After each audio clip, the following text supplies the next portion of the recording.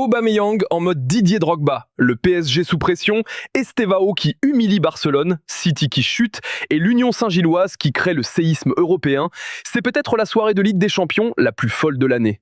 Installez-vous, ça va être chaud. Voici la revue de presse foot la plus complète du moment. Salut la Team Foot, bienvenue dans votre rendez-vous incontournable des nuits européennes.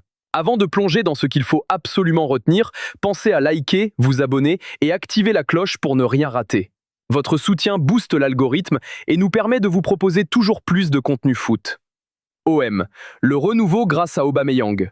À Marseille, l'espoir est de retour. L'Olympique de Marseille a renversé Newcastle, porté par Pierre-Emerick Aubameyang, auteur d'un doublé express en 4 minutes, digne des plus grands soirs du Vélodrome. La presse régionale n'a pas hésité, Aubameyang comme Drogba. Un parallèle puissant, car oui, Didier Drogba avait déjà signé un doublé contre Newcastle en 2004 en Coupe UEFA. La boucle est presque bouclée. Avec cette victoire, l'OM monte à 6 points et peut encore rêver de qualification.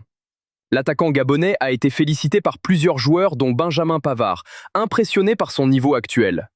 L'ère de Zerbi commence à souffler, et ça se voit. PSG, Barcola critiqué, João Neves encensé. Au Paris Saint-Germain, l'ambiance est plus tendue.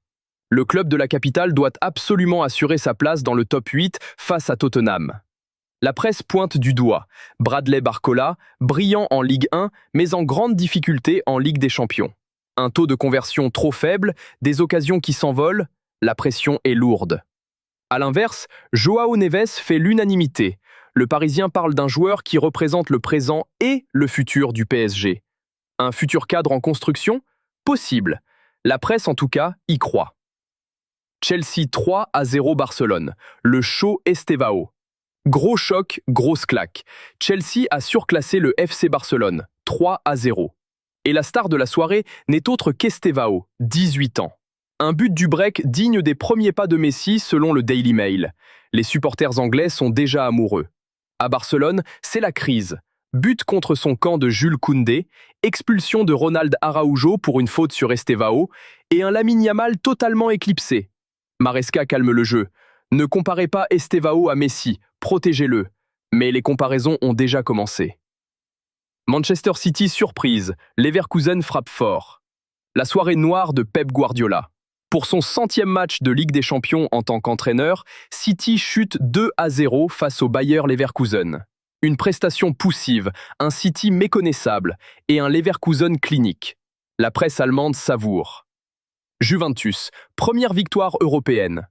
La Juventus a enfin gagné un match européen cette saison en s'imposant contre Bodo Glimt. Le héros ? Kenan Yildiz, entré en jeu, qui a tout changé. Le Turc confirme encore une fois son statut de pépite. Napoli, une victoire pour Maradona. Le Napoli s'impose 2-0 face à Karabag. Une soirée particulière, victoire dédiée au 5e anniversaire de la mort de Diego Armando Maradona. L'émotion était palpable dans le stade. Conte continue son travail méthodique. Benfica, enfin une victoire en Ligue des Champions. Soulagement pour José Mourinho. Benfica bat l'Ajax 2-0 et décroche enfin son premier succès dans la compétition cette saison. Une performance solide, propre, rassurante. L'exploit de l'Union Saint-Gilloise. Et voici la bombe de la soirée. L'Union Saint-Gilloise s'impose 1-0 contre Galatasaray. Les Belges ont livré un match héroïque. Controverse, le buteur canadien, auteur du but de la victoire, aurait dû être expulsé plus tôt selon certains médias. Mais les journaux belges ne retiennent qu'une chose, l'exploit. Voilà la team, c'était la synthèse complète d'une soirée européenne totalement dingue. Dites-moi en commentaire, quel match ou quel joueur vous a le plus impressionné ? Aubameyang ? Estevao ? L'USG ? City en crise ? Si vous aimez ce format, claquez un gros like, partagez la vidéo et surtout abonnez-vous pour ne jamais rater la prochaine revue de presse. On se retrouve demain pour un nouvel épisode et croyez-moi, ça va encore chauffer.